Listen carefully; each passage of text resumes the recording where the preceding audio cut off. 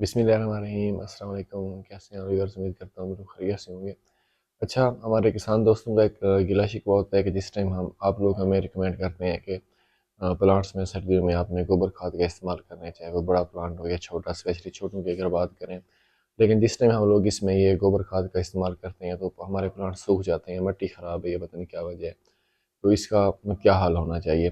دیکھیں، آپ لوگ جہاں پر مسٹیک کرتے ہیں، میں آپ کو وہ مین وجہ بتا دیتا ہوں کہ کیوں آپ لوگ مسٹیک کرتے ہیں اور کس وجہ سے آپ کے جو پلانٹس ہیں وہ سوکھتے ہیں، ان میں خوراک کی کمی ہو جاتی ہے۔ جبکہ جس میں آپ نے گوبر کھاد کا استعمال کرنا ہوتا ہے وہاں پر تو نمی زیادہ رہنی چاہیے، مٹی بھربھری ہونی چاہیے، آپ کا جو پودوں کی گروتھ بھی اچھی ہونی چاہیے۔ لیکن کیوں نہیں ہوتی؟ وہ اس وجہ سے نہیں ہوتی کیونکہ جس ٹائم آپ لوگ گوبر کھاد کا استعمال کرتے ہیں وہ گلی سڑی نہیں ہوتی، وہ ڈیکمپوز ہوئی نہیں ہوتی۔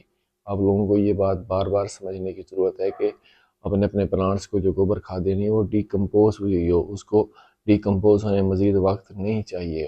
جب آپ لوگ مین کے بغیر ڈیکمپوز ہوئی کھاد کا استعمال کرتے ہیں، گوبر کھاد کا استعمال کرتے ہیں، تو پودے میں موجود جو نائٹروجن ہوتی ہے گوبر کھاد اس کو لے لیتی ہے خود کو ڈیکمپوز کرنے کے لیے، تو وہ اپنے لیے لے لیتی ہے، جبکہ وہ خوراک تو پودے کی ہوتی ہے۔ پودے کو جب وہ خوراک نہیں لگتی تو ہمارا جو پلانٹ ہے، چھوٹا پلانٹ ہے اسپیشلی، اور وہ سوکھنا شروع ہو جاتا ہے، سوکھ بھی جاتا ہے یا اس میں خوراک کی کمی ہو جاتی ہے، اس کے پتے جو ہیں وہ پیلا ہونا شروع ہو جاتے ہیں۔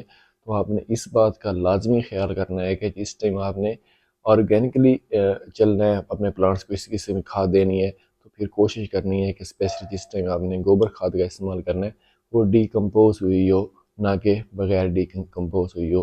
اگر وہ ڈیکمپوز نہیں ہوئی ہوگی تو پھر وہ آپ کے پلانٹس کے لیے نقصان دہ ہے، اس میں فنگس بھی لگ سکتی ہے، اس میں دیمک بھی لگ سکتی ہے۔ تو پھر اس میں ہم اپنے پلانٹس کی اچھی گروتھ کرنے کے بجائے اپنے پلانٹس کا ہی نقصان کر رہے ہوتے ہیں۔